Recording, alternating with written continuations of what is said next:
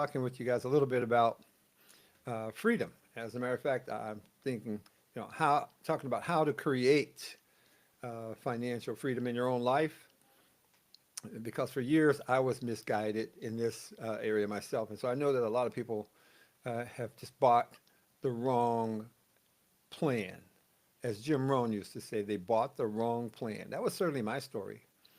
I was taught in the 70s, in the 60s and 70s, when I was just kind of getting started, I was taught that the way that you're going to get to financial freedom and financial independence is by following what's called a 40-40 plan, where, you go to school, you study hard, so you can get good grades, and when you graduate, you go out and you get a good job, yeah, and you work 40 hours a week for 40 years. And at the end of that period of time, you can live the rest of your life, your golden years, as they call it, right? Live your golden years in bliss, traveling the world. But having grown up and seen so many people that followed that plan, I knew even as a young man that that's not the plan that I wanted to follow. And so I chose to be an entrepreneur and be self-employed.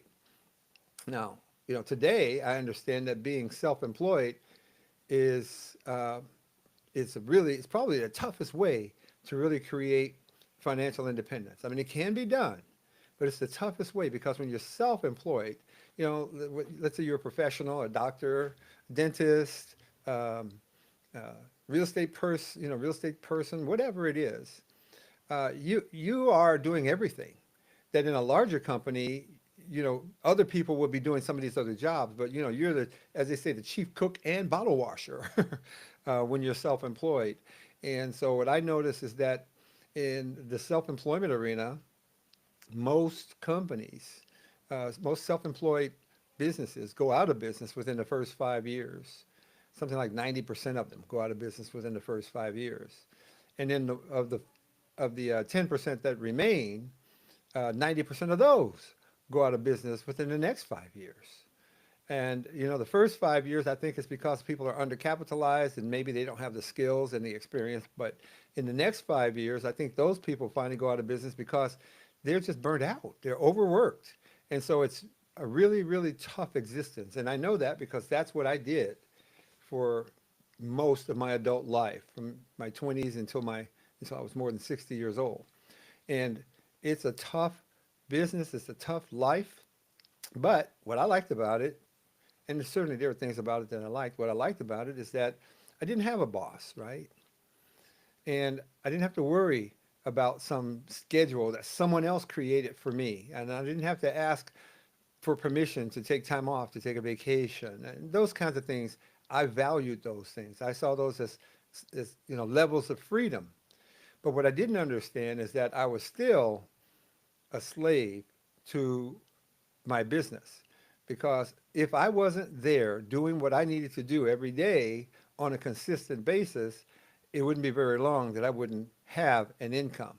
And so I didn't get it, but I did experience it. I did experience it. And my businesses, when I was coming up, were real estate and mortgages, and I did some investing in stocks, right? And all of those were tied to the economy.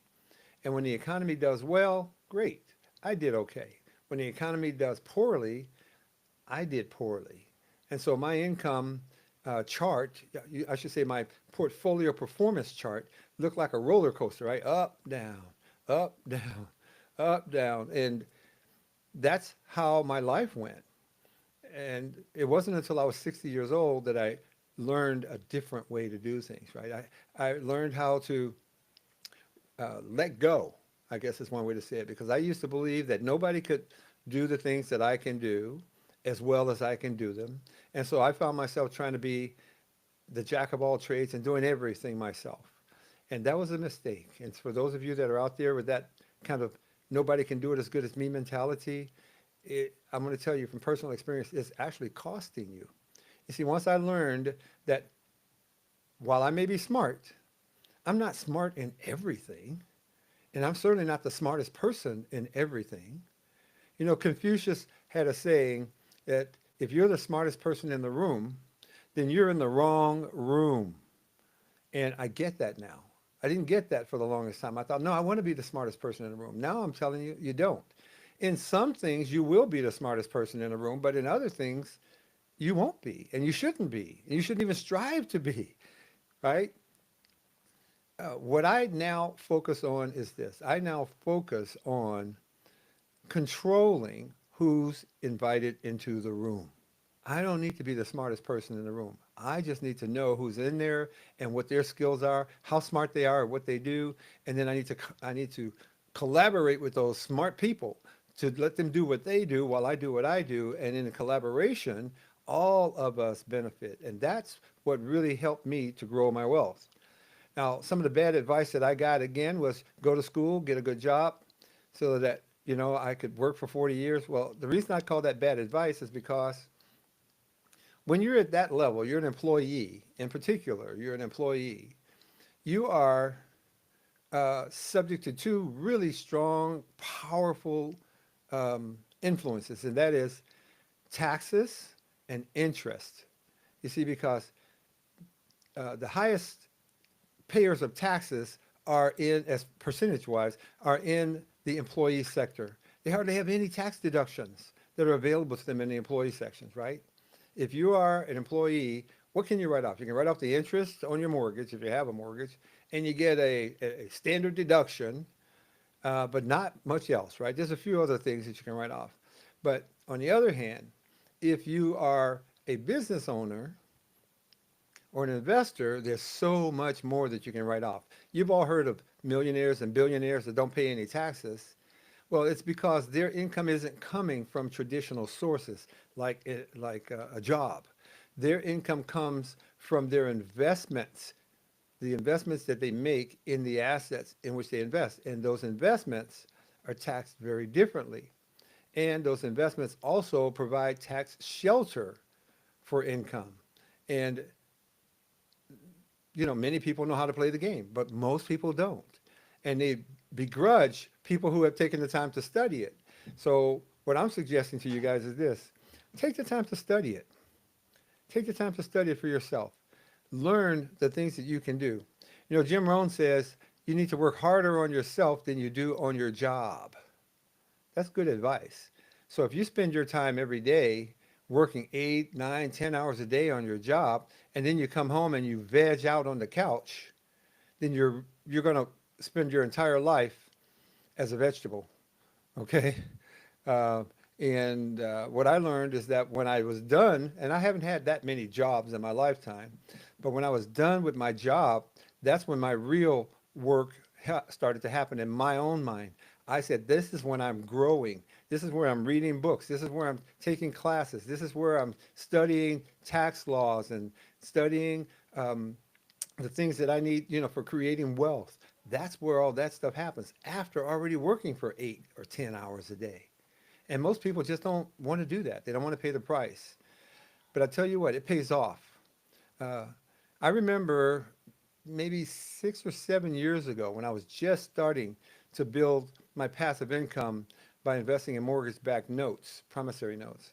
I remember talking with a gentleman who had asked me to coach him on how to do it. And so I said, sure, I'll be happy to coach you.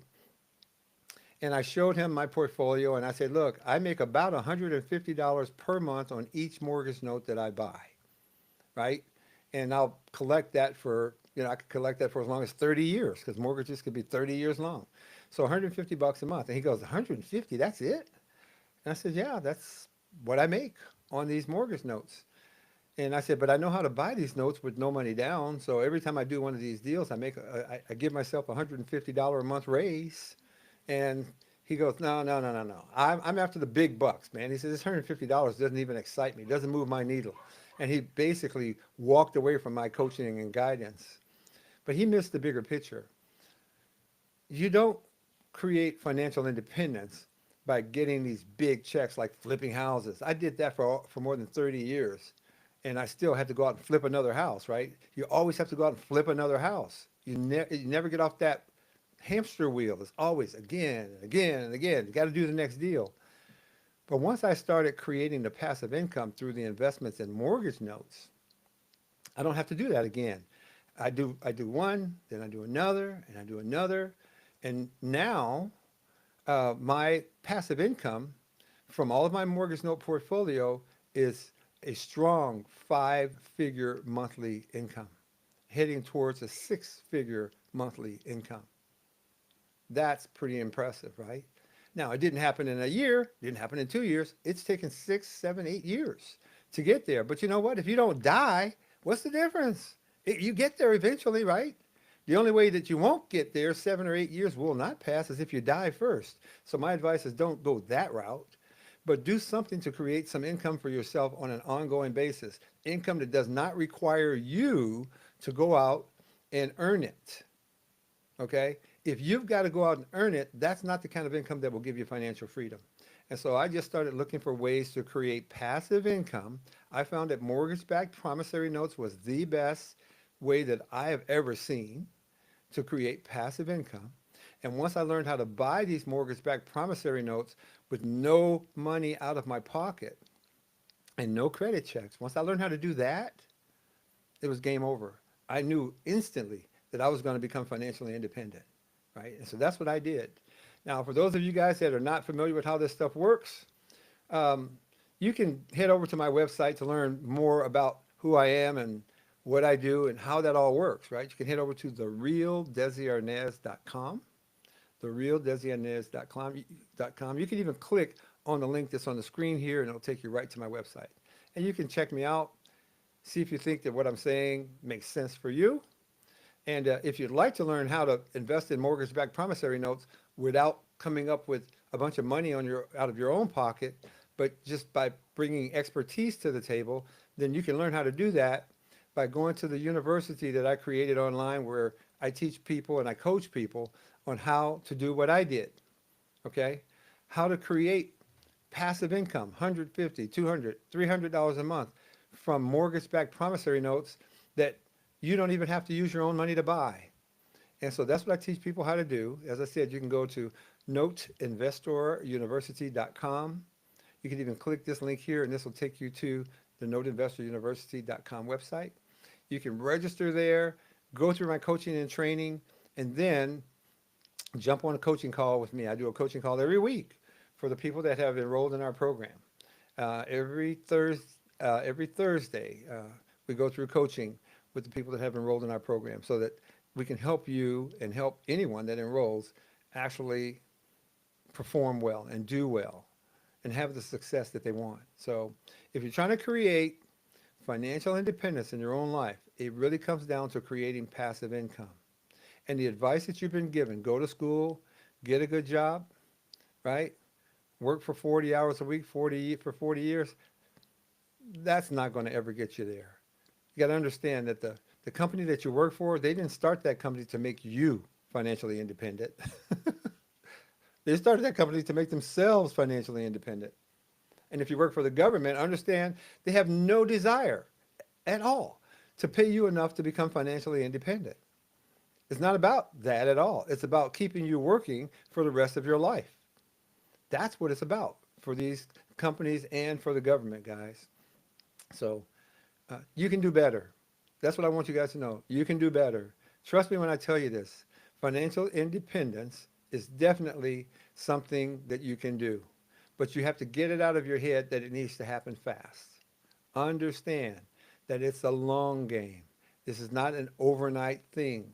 And just understand that your month after month, you're going to see your income going up and up and up. I remember when my income first hit $1,000 a month from my investment portfolio, then 2,000, then 5,000, then 10,000. I remember those milestones. It's wonderful. And I can tell you this, I now have a lifestyle that I don't have to work again ever if I don't want to. I do things like this in order to help you guys understand that there's a better way. And hopefully it'll motivate you to look into it and to put your family on that path and then share this information with someone else. So there you go, guys. Thank you so much for joining me here today. As always, may God bless you, may God bless your family, and God bless America. See you next time.